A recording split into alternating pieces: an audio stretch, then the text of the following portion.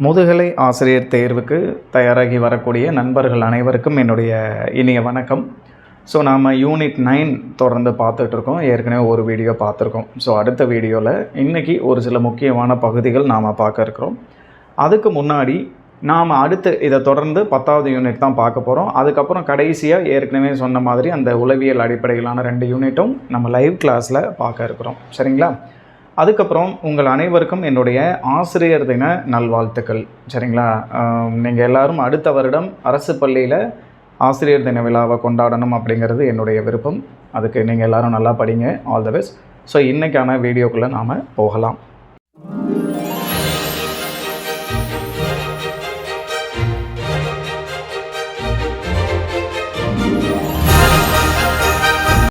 வணக்கம் நண்பர்களே. இன்றைக்கி நாம் பார்க்க இருக்கிற முதல் தலைப்பு வந்து அப்ரோச்சஸ் டு கரிக்குலம் ஆர்கனைசேஷன், அதாவது கலைத்திட்ட அமைப்பு அணுகுமுறைகள் அப்படின்னு சொல்கிறோம். ஒரு கலைத்திட்டத்தை நாம் உருவாக்குறதுல என்னென்ன அணுகுமுறைகள் இருக்குது, என்னென்ன மாடல்ஸ் இருக்குது அப்படிங்கிறத நாம் பார்க்க போகிறோம். ஸோ கலைத்திட்ட அணுகுமுறை, இந்த அப்ரோச்சஸ் அப்படின்னா எதெல்லாம் சொல்லப்படுது அப்படின்னு பார்த்தோம்னா, இது ஒரு சிஸ்டமேட்டிக் அரேஞ்ச்மெண்ட்டு. ஒரு பாடப்பொருளை இல்லை ஒரு கல்வி நிலையத்தில் நடக்கக்கூடிய எல்லாத்தையும் ஒரு சரியான அமைப்பில் சிஸ்டமேட்டிக்காக செஞ்சு வைக்கிறதுக்கு பேர் தான் இந்த அப்ரோச்சு. ஸோ அதில் எதெல்லாம் முக்கியமாக இருக்குது அப்படின்னு பார்த்தோம்னா, கற்றல் அனுபவங்களை ஒருங்கமைத்தல், அதாவது லேர்னிங் எக்ஸ்பீரியன்சஸ். நல்லா இந்த வார்த்தையை ஞாபகம் வச்சுக்கோங்க. இந்த இப்போ நம்ம சொல்கிற லேர்னிங் எக்ஸ்பீரியன்சஸ், எஜுகேஷ்னல் அப்ஜெக்டிவ்ஸு, அதுக்கப்புறம் இன்டகிரேஷன், அந்த எஜுகேஷ்னல் ஆக்டிவிட்டீஸ், இது வந்து இதுக்கப்புறம் இருக்க இந்த யூனிட் ஃபுல்லாக திரும்ப திரும்ப வந்துக்கிட்டே இருக்கும். ஸோ லேர்னிங் எக்ஸ்பீரியன்சஸ் அப்படின்னா என்ன, கற்றல் அனுபவங்கள் அப்படின்னா ஒரு கல்வி நிலையத்துக்கு வரக்கூடிய மாணவருக்கு அந்த கல்வி நிலையத்தில் கிடைக்கக்கூடிய எல்லாமே கற்றல் அனுபவங்கள் தான். அதான் லேர்னிங் எக்ஸ்பீரியன்சஸ். அதை நாம் என்னெல்லாம் கொடுக்க போகிறோம் அப்படிங்கிறத நாம் வந்து பிளான் பண்ணணும். கற்றல் நோக்கங்கள் அப்படின்னு இருக்குது. கல்விக்கு நோக்கம் இருக்குது. அதாவது இந்த வருடம் முடிகிறதுக்குள்ளே இந்த மாணவர்களுக்கு இந்த முக்கியமான பகுதிகள்லாம் நாம் சொல்லி கொடுத்துருவோம் அப்படின்னு சொல்கிற அந்த நோக்கங்கள், அப்ஜெக்டிவ்ஸ் இருக்குது. அந்த கல்வி நோக்கங்களை நாம் வந்து அடையிறதுக்கு இந்த அப்ரோச்சஸ் வந்து பயன்படுது. அதுக்கப்புறம் கல்வியில் என்னென்ன கண்டென்ட், என்னென்ன முக்கியமான பாடப்பகுதிகள் உள்ளடக்கம் வச்சிடணும் அப்படிங்கிறதும், எஜுகேஷ்னல் ஆக்டிவிட்டீஸ், ஒரு கல்வி நிலையத்தில் என்னென்ன ஆக்டிவிட்டீஸ்லாம் இருக்கணுங்கிறத சொல்கிறது வந்து இந்த அப்ரோச்சஸில் நாம் சொல்கிறோம். ஸோ இதில் நாம் பார்க்க போகிற ஃபஸ்ட்டு அப்ரோச் வந்து டாபிக்கல் அப்ரோச், அதாவது தலைப்பு அணுகுமுறை அப்படின்னு சொல்கிறோம். இந்த அணுகுமுறையில் நாம் என்ன பார்க்க இருக்கிறோம் அப்படின்னா, நாம் எந்த வயதில் இருக்கக்கூடிய குழந்தைகளுக்கு டீச் பண்ண போகிறோமோ, எந்த வயதில் இருக்க குழந்தைகள் நம்முடைய கல்வி நிறுவனத்துக்கு வர்றாங்களோ அந்த வயது குழந்தைங்களுடைய திறன் என்ன, அவங்களுடைய ஆர்வம் என்ன அப்படிங்கிற மாதிரி, அதுக்கு தகுந்த மாதிரி அவங்களுக்கு எதெல்லாம் தலைப்பாக வைக்கலாம் அப்படிங்கிறத அடிப்படையாக வச்சு தலைப்புகள் அடிப்படையில் நாம் வந்து ஒரு கலைத்திட்டத்தை அணுகுமுறைக்கு பேர் தான் வந்து என்ன அப்படின்னா டாபிக்கல் அப்ரோச் அப்படின்னு நம்ம சொல்கிறோம். இங்கே ஒவ்வொரு தலைப்பும் ஒவ்வொரு மாதிரி அந்த மாணவனுக்கு சொல்லிக் கொடுக்கப்பட்டு அறிமுகப்படுத்தப்பட்டு அந்த தலைப்புகள் தொடர்ந்து கற்பிக்கப்படுது. சரிங்களா? அதுதான் வந்து டாபிக்கல் அப்ரோச்சுன்னு சொல்கிறோம். இது 13 வயதுக்கு மேற்பட்ட குழந்தைகளுக்கு வந்து இந்த அணுகுமுறை வந்து சாத்தியமானதாக இருக்கும், தலைப்பு அடிப்படையில் சொல்லித்தரது அப்படின்னு சொல்கிறாங்க. அடுத்து நாம் பார்க்க போகிற ஒரு அணுகுமுறை வந்து சுருள் அணுகுமுறை, ஸ்பைரல் அப்ரோச் அப்படின்னு சொல்கிறோம். இதை அறிமுகப்படுத்தினது நாம் ஏற்கனவே, இவர் வந்து ஒரு சிறந்த உளவியலாளர், ஜெரோம் ப்ரூனர், இவரை பற்றி நாம் பார்த்துருக்கோம். ஸோ இது முக்கியமானது. சுருள் அணுகுமுறையை அறிமுகப்படுத்தினது வந்து ஜெரோம் ப்ரூனர், ஞாபகம் வச்சுக்கோங்க. அப்போ இந்த சுருள் அணுகுமுறை அப்படின்னா என்ன, இப்போ நீங்கள் பிக்சரில் பார்த்துட்ருக்கீங்க. அதாவது ஒவ்வொரு மாணவருக்கும் ஒரு தலைப்பு முதல்ல அறிமுகப்படுத்தப்பட்டு, அறிமுகப்படுத்தும் போது எளிமையாக சிம்பிளாக இருக்கிற மாதிரி அந்த தலைப்பை பற்றி சொல்லி கொடுத்துட்டு, கொஞ்ச நாள் போக போக அதை பற்றின இன்னும் டீப்பான, இன்னும் நிறைய அந்த ஒரே தலைப்பில் அதிகமான விஷயங்கள் தொடர்ந்து கற்பிக்கப்படும். அது திரும்ப திரும்ப நடந்துக்கிட்டே இருக்கும். புதுசாக ஒரு கண்டென்ட் சொல்லித்தரணும், அதை அவன் ரிவிஷன் பண்ணணும், திரும்ப அதில் அந்த சப்ஜெக்டில் எக்ஸ்பர்ட் ஆகிடணும், நல்ல மாஸ்டர் ஆகிடணும். இந்த மாதிரி திரும்ப அந்த விஷயம் அவனுக்கு இன்னும் டீப்பாக சொல்லி கொடுத்துட்டே போகப்படும். அதுக்கு தான் வந்து என்ன சொல்கிறோம் அப்படின்னா ஸ்பைரல் அப்ரோச்சுன்னு சொல்கிறோம். ஒரு புதுசாக நம்ம சொல்லித்தரோம் இல்லையா, ஒரு 6ஆம் வகுப்பில் அறிமுக பாடம் இருக்கும், 7ஆம் வகுப்பு போகும்போது அதை விட இன்னும் கொஞ்சம் டீப்பாக இருக்கும் பாடம், 8ஆம் வகுப்பு இன்னும் கொஞ்சம் டீப்பு, இந்த மேல் வகுப்பு போக போக டீப்பாக கண்டென்ட் வந்து டிஃபிகல்ட்டி லெவலும் அதிகமாகும் இல்லையா. அதை தான் நம்ம என்ன சொல்கிறோம் அப்படின்னா ஸ்பைரல் அப்ரோச்சுன்னு நம்ம சொல்கிறோம். அடுத்து நாம் பார்க்க போகிற தலைப்பு வந்து லாஜிக்கல் அப்ரோச், அதாவது தர்க்க ரீதியிலான அணுகுமுறை அப்படின்னு சொல்கிறோம். இதை அறிமுகப்படுத்தினது வந்து கோவன் அண்ட் ஹார்டிங்ஸ் அப்படிங்கிற லாஜிக்கல் மாடல், அதுதான் அவங்களுடைய பேர். ஸோ இதை அறிமுகப்படுத்தினது ஞாபகம் வச்சுக்கோங்க.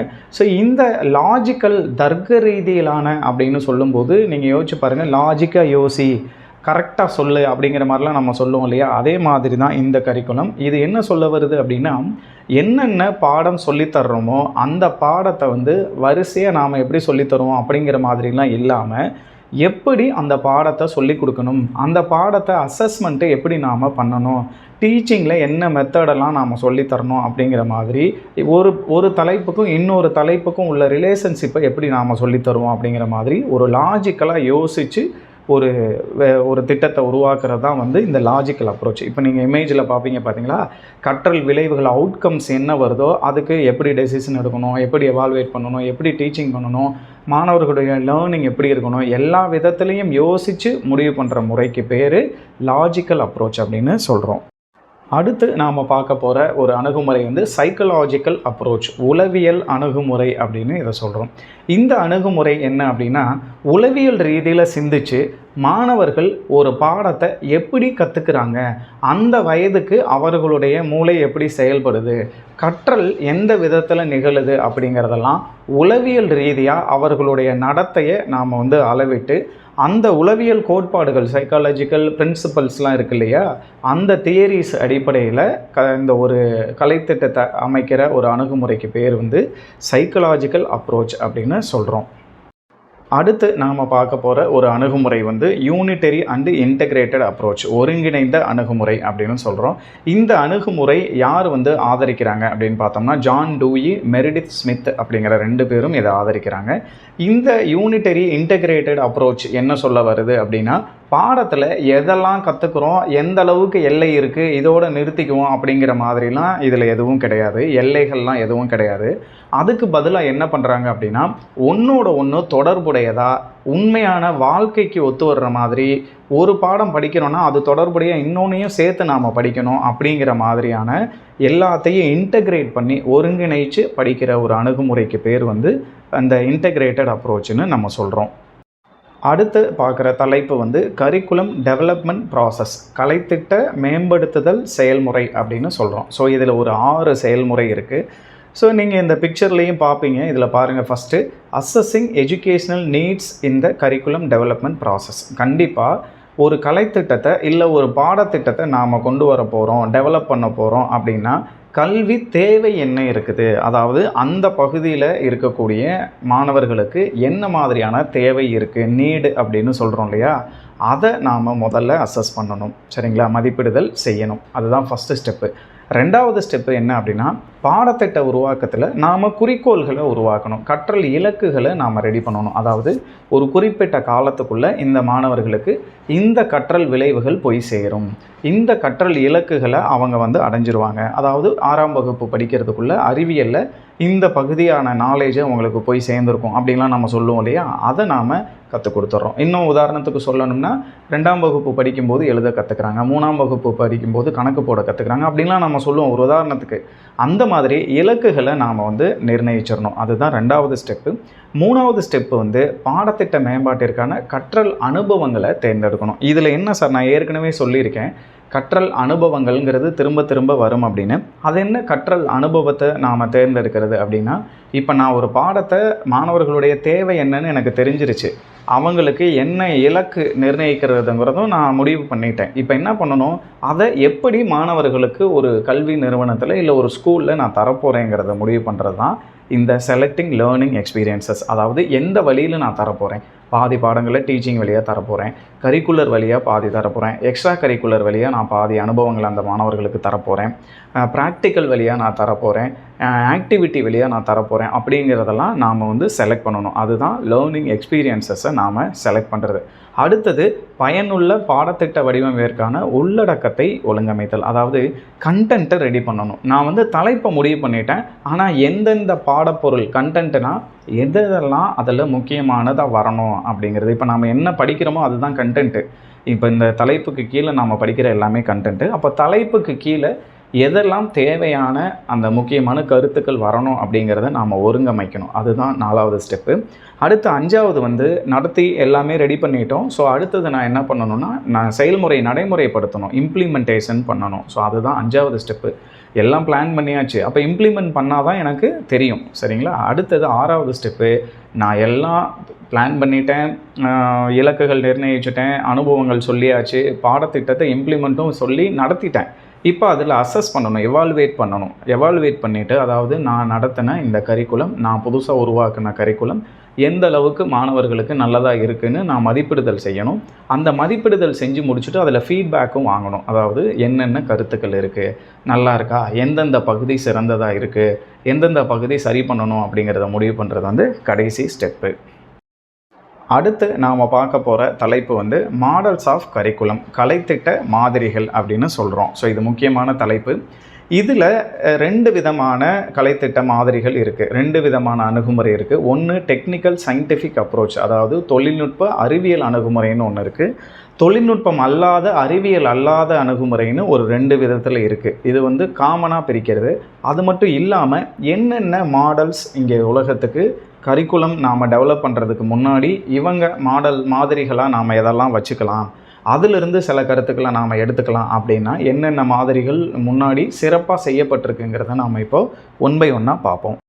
ஸோ இந்த மாடல்ஸ் ஆஃப் கரிக்குலமில் ஃபஸ்ட்டு நாம் பார்க்க போகிற மாடல் வந்து த டைலர் மாடல் அப்படின்னு சொல்கிறோம். 1940களில் ரால்ஃப் டைலர் அப்படிங்கிறவர் உருவாக்குனது. இது ஒரு அறிவியல் தொழில்நுட்ப மாதிரி, சரிங்களா? இது சயின்டிஃபிக் மாடல் அப்படின்னு அப்ரோச்சுன்னு சொல்கிறோம். இது அமெரிக்காவில் இருக்கிற நிறைய ஸ்கூல்ஸு, டீச்சர்ஸு இவங்க எல்லாத்தையும் இதை வந்து ஃபாலோ பண்ணுறாங்க. நல்லா வந்து எல்லாருமே அக்ரி பண்ணிக்கிட்டு இதை ஃபாலோ பண்ணுறாங்க. இவருடைய முக்கியமான புத்தகம் என்ன அப்படின்னா, basic principles of curriculum and instruction அப்படிங்கிற புத்தகத்தில் தான் இவருடைய இந்த வெளிவந்த மாடல். அப்போ ஃபஸ்ட்டு மாடல் என்ன அப்படின்னு கேட்டால் த டைலர் மாடல் அப்படின்னு நம்ம வந்து சொல்லலாம். ஸோ இவருடைய மாடலில் என்ன அப்ரோச்சஸ், ஒரு முக்கியமான ஸ்டெப்ஸாக ஒரு 4 சொல்லியிருக்கிறாரு. அந்த 4 ஸ்டெப்ஸுடைய ஷார்ட் ஃபார்ம் வந்து கொடுத்துருக்கேன், OLOE. அப்போ டைலர் OLOE அப்படின்னு ஞாபகம் வச்சுக்கோங்க. ஸோ ஓக்கு என்ன அப்படின்னு ஃபஸ்ட்டு பார்த்தோம் அப்படின்னா, determine the schools purpose objectives. முதல்ல நோக்கத்தை தீர்மானிங்க, அதாவது என்ன பள்ளிக்கூடத்தில் நீங்கள் என்ன சொல்லித்தர விரும்புகிறீங்கிறது நோக்கத்தை தீர்மானிச்சுங்கிறது ஃபஸ்ட்டு ஸ்டெப்பு. 2வது ஸ்டெப்பு என்ன அப்படின்னா, நோக்கத்தோடு தொடர்புடைய கல்வி அனுபவங்கள், லேர்னிங் எக்ஸ்பீரியன்சஸ், சரிங்களா? மேக்ஸிமம் எல்லாருடைய கருத்துக்களும் இதே மாதிரி தான் இருக்கும். ஒரு சில ஸ்டெப்ஸை அதிகமாக சொல்லியிருப்பாங்க, ஒரு சில ஸ்டெப்ஸை கம்மியாக சொல்லியிருப்பாங்க. ஸோ 2வது ஸ்டெப்பு பார்த்தோம் அப்படின்னா எஜுகேஷ்னல் எக்ஸ்பீரியன்சஸ், சரிங்களா? 2வது அதுதான் நம்ம OLல ஃபஸ்ட்டு அப்ஜெக்டிவ்ஸு, 2வது லேர்னிங் எக்ஸ்பீரியன்சஸ். அது என்ன நம்ம கொடுக்க போகிறோங்கிறத ஐடென்டிஃபை பண்ணிக்கோங்க அப்படிங்கிறத சொல்கிறோம். 3வது திரும்ப என்னது, ஆர்கனைஸ் த எக்ஸ்பீரியன்சஸ்.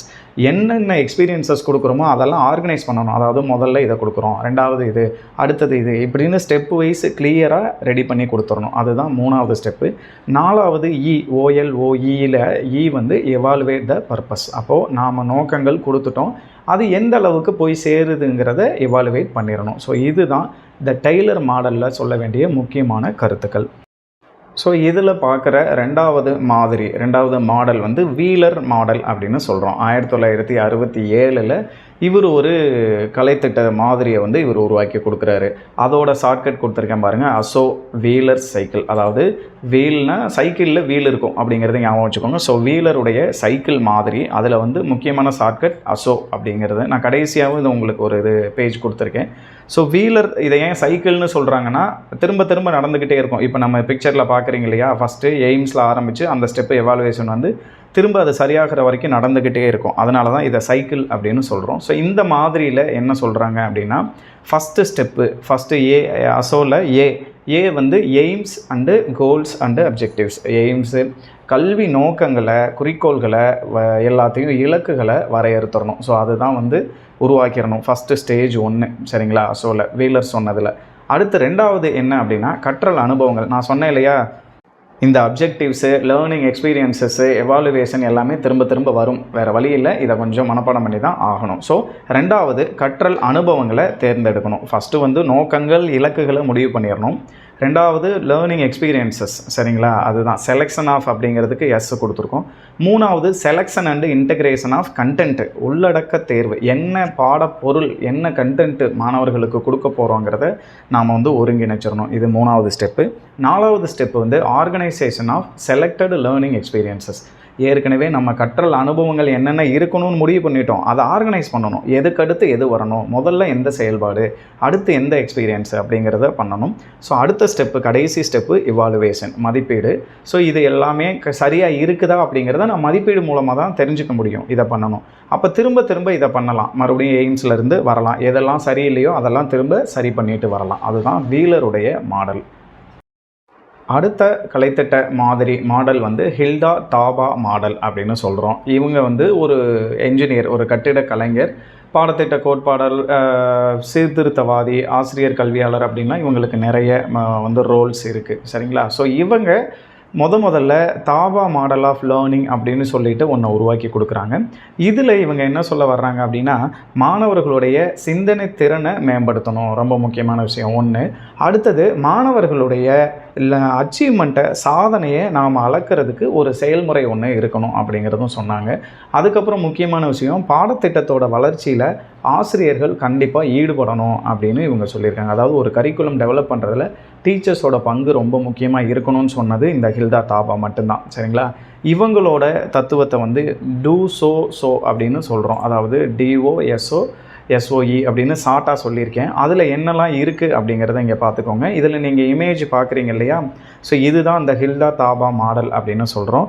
ஸோ ஃபஸ்ட்டு வந்து டயக்னோசிங் லேர்னர் நீட்ஸ் அப்படின்னு சொல்கிறோம். அதாவது கற்பவருடைய தேவைகள் என்ன அப்படிங்கிறத நம்ம கண்டுபிடிக்கணும் அப்படின்னு சொல்கிறாங்க. அதுதான் முதல்ல தேவை என்னங்கிறத கண்டுபிடி அப்படின்னு இவங்க சொல்கிறாங்க. ரெண்டாவது அப்ஜெக்டிவ்ஸு, தேவையை கண்டுபிடிச்ச பின்னாடி அதுக்கான இலக்கை உருவாக்கு, எவ்வளோ நாளில் இதை அவங்கள வந்து சரி செய்யலாம், எவ்வளோ நாளில் கற்றுக் கொடுக்கலாங்கிற அந்த அப்ஜெக்டிவ்ஸை, நோக்கங்களை உருவாக்கு அப்படிங்கிறாங்க.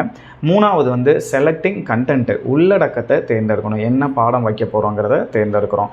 நாலாவது தேர்ந்தெடுத்த உள்ளடக்கத்தை வரிசைப்படுத்தணும், ஒழுங்கமைக்கணும். அடுத்தடுத்து இதுக்கடுத்து இது, இதுக்கடுத்து இது அப்படிங்கிறத வரிசைப்படுத்திடணும். அதுக்கடுத்து செலக்டிங் லேர்னிங் எக்ஸ்பீரியன்சஸ், கற்றல் அனுபவங்கள் என்ன அப்படின்னு நம்ம தேர்ந்தெடுக்கணும். அதுக்கப்புறம் தேர்ந்தெடுத்த அனுபவங்களை வரிசைப்படுத்தணும். முதல்ல கண்டென்ட்டை செலக்ட் பண்ணணும், கண்டென்ட்டை வரிசைப்படுத்திடணும். அடுத்தது அனுபவங்களை தேர்ந்தெடுக்கணும், அனுபவங்களை வரிசைப்படுத்திடணும். கடைசியாக எவாலுவேட் பண்ணிடணும். பார்த்துக்கோங்க, எல்லாத்துலேயுமே எவாலுவேஷன் கடைசியாக இருக்கும், சரிங்களா? ஞாபகம் வச்சுக்கோங்க. ஃபஸ்ட்டு தேவை இருக்கும், அனுபவம் இருக்கும், அதுக்கப்புறம் ஆர்கனைசேஷன் இருக்கும், அதுக்கப்புறம் எவாலுவேஷன் இருக்கும். இதே தான் எல்லாத்துலேயுமே இப்படி தான் வரும். ஆனால் சொல்லியிருக்க ஸ்டெப்ஸு வேறையாக இருக்கும். ஸோ இதுதான் வந்து இந்த நம்ம ஹில்டா தாபா அவர்களுடைய model of learning.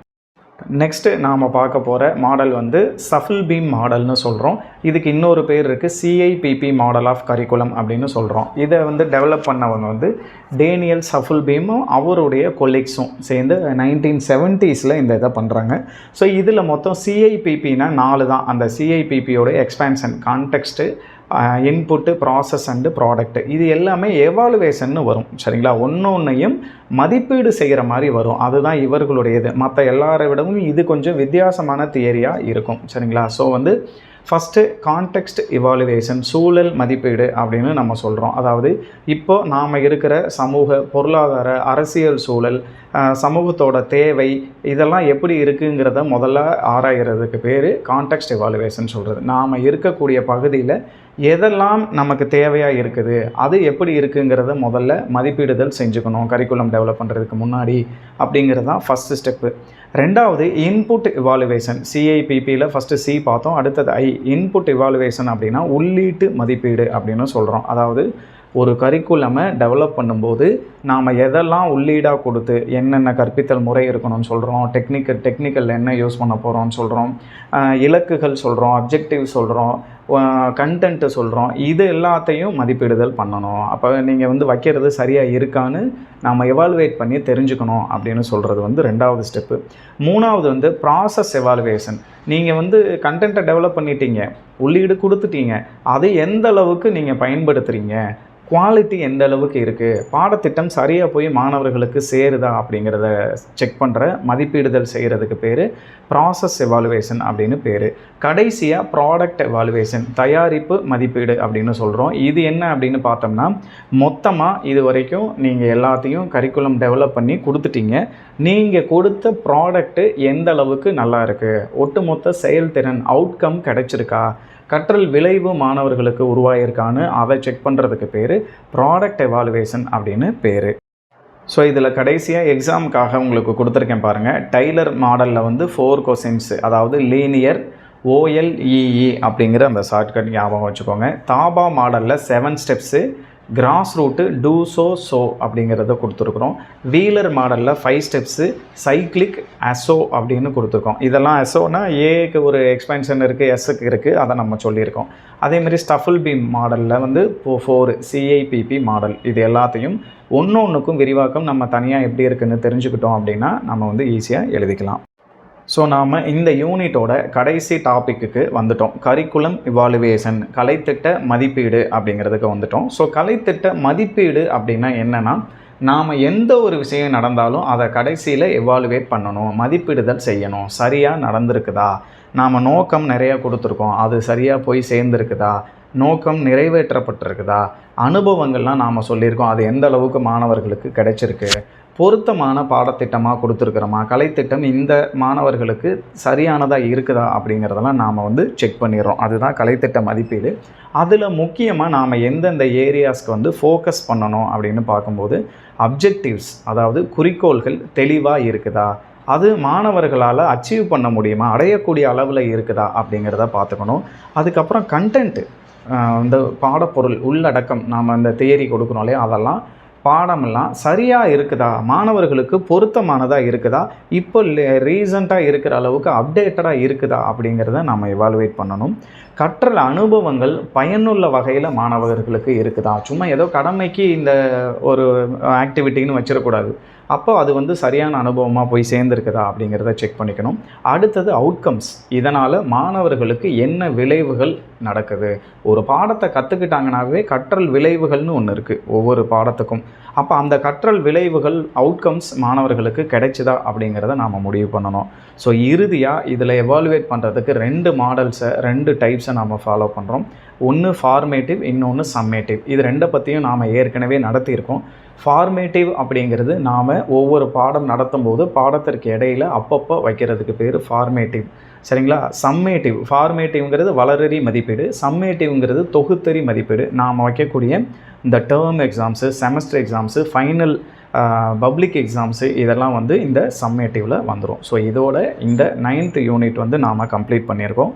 Next 10th unit நம்ம ஸ்டார்ட் பண்ணுவோம். தொடர்ந்து நம்ம சேனல் அது வரைக்கும் ஃபாலோ பண்ணுங்கள். நன்றி.